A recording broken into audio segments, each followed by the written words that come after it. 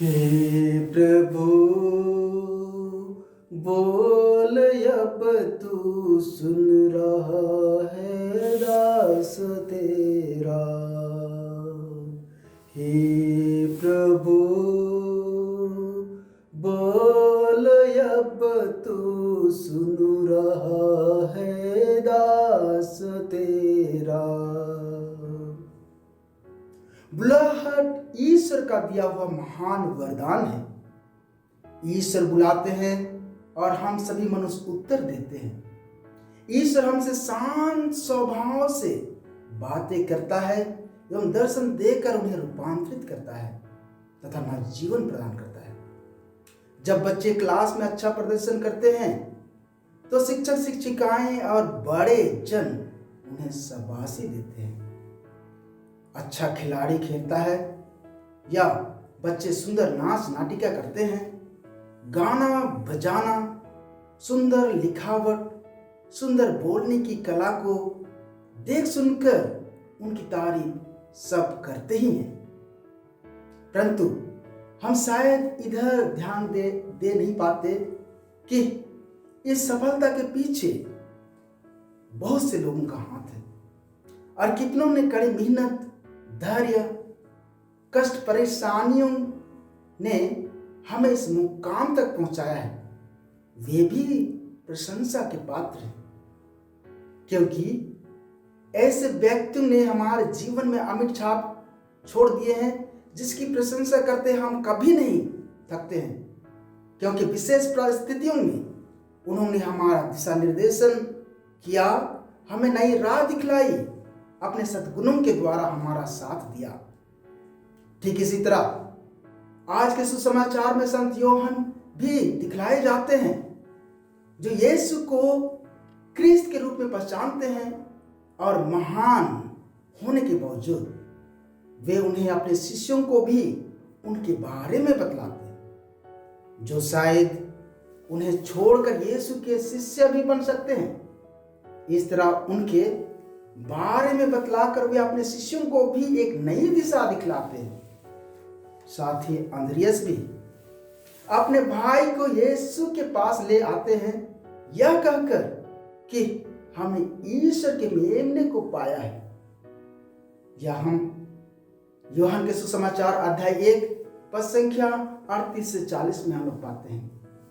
प्रथम पाठ में नबी एली सामुएल को ईश्वर की वाणी समझने में सहायता करता है। उसी तरह ये तीनों व्यक्ति यूहन्ना बपतिस्ता, अंद्रियास और एली दूसरों को एक सही दिशा में निर्देशित करते हैं, जो उन्हें या उनके जीवन को परिपक्व बनाता है। जो महत्वपूर्ण क्षणों में ईश्वर की इच्छा की पूर्ति में बल दिलाता है। यह तो बाइबल में बहुत जगहों में ईश्वर ने नाम लेकर लोगों को अपने कार्य की प्रगति के लिए बुलाया। हम लोग उत्पत्ति ग्रंथ अध्याय 22 पद संख्या 7-8 में देखते हैं, ईश्वर ने ईश्वर होम का मेमना का प्रबंध करता है। जब अब्राहम अपने पुत्र को बलि चढ़ाने के लिए होम बलि के ऊपर चढ़ाते हैं, तब ईश्वर उन्हें पुकारते हैं, इब्राहिम इब्राहिम। दूसरी जगह हम लोग पाते हैं, प्रणाम मरिया या प्रणाम मरियम। प्रभु का दूत उसे नाम से संदेश देता है। इसी प्रकार से संत पौलुस को भी दमस्कस के मार्ग में नाम से बुलाते हैं। इस प्रकार ईश्वर की बुलाहट अद्भुत है। नबी यशायाह के ग्रंथ अध्याय 41 पद संख्या 9 में हम लोग पाते हैं, प्रभु कहते हैं, मैं तुमको पृथ्वी के सीमांतों से लाया, मैंने तुम्हें दूर दूर के क्षेत्रों से बुलाया और कहा तुम मेरे सेवक हो। मैंने तुम्हें चुना और नहीं त्यागा। यिर्मयाह अध्याय 1 पद संख्या 5 में हम लोग पाते हैं, प्रभु कहते हैं, माता के गर्भ में तुमको रचने से पहले ही मैंने तुम्हें चुन लिया, तुम्हारे जन्म के पहले ही मैंने पवित्र नबी नियुक्त किया है। नेहमिया के ग्रंथ अध्याय 1 पद संख्या 9 में भी हम लोग उसी प्रकार से पाते हैं। यहां पर भी प्रभु कहते हैं, मैंने तुम्हें चुना एवं नियुक्त किया है जिससे मेरे नाम को सबों को बतलाओ।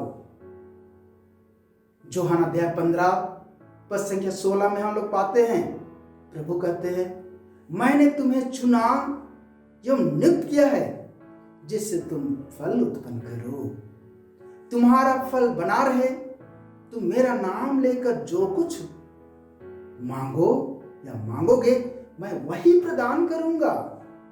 इसी प्रकार से इब्रानियों के नाम संत पौलुस के पत्र अध्याय 1 पद संख्या 1 में हम लोग पाते हैं कि प्राचीन काल में ईश्वर बारंबार और विविध रूपों में नबियों द्वारा बोला, अंत में वह हमसे पुत्र के द्वारा बोला है। परंतु इस आधुनिक दुनिया में प्रभु की वाणी हमें बहुत कम ही सुनाई देती है, क्योंकि बाधाएं हम सबों के बीच में बहुत सारी हैं। जैसे टीवी, मोबाइल, कंप्यूटर, इंटरनेट एवं व्यवस्था का जीवन। इसलिए प्रभु का दर्शन दुर्लभ है।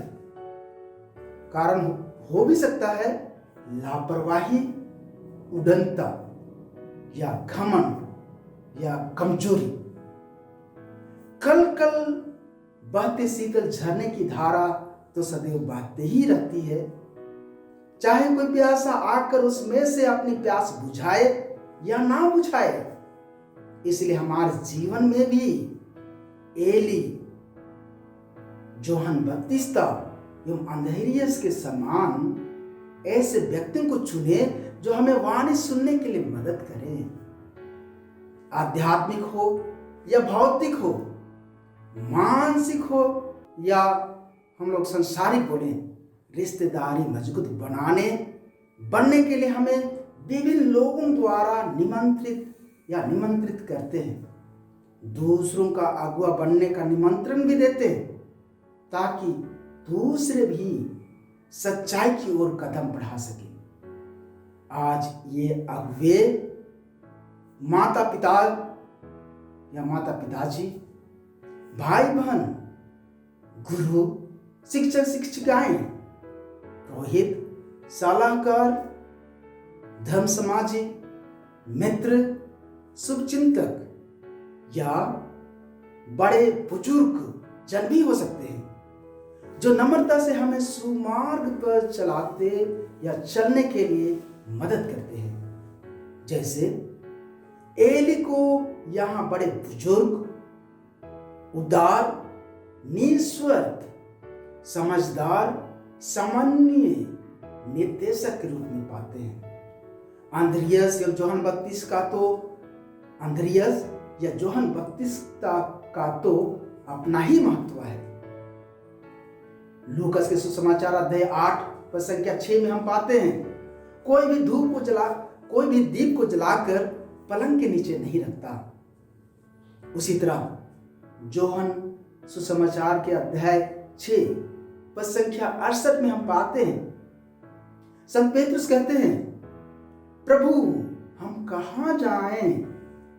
आपके पास तो अनंत जीवन का संदेश है, आप अनंत जीवन के स्रोत है। इसलिए हमें भी ईश्वर ने नाम लेकर बुलाया है। इसलिए जीवन को ज्योति के रूप में दूसरों की समझ हम सबको पेश करें। आमीन।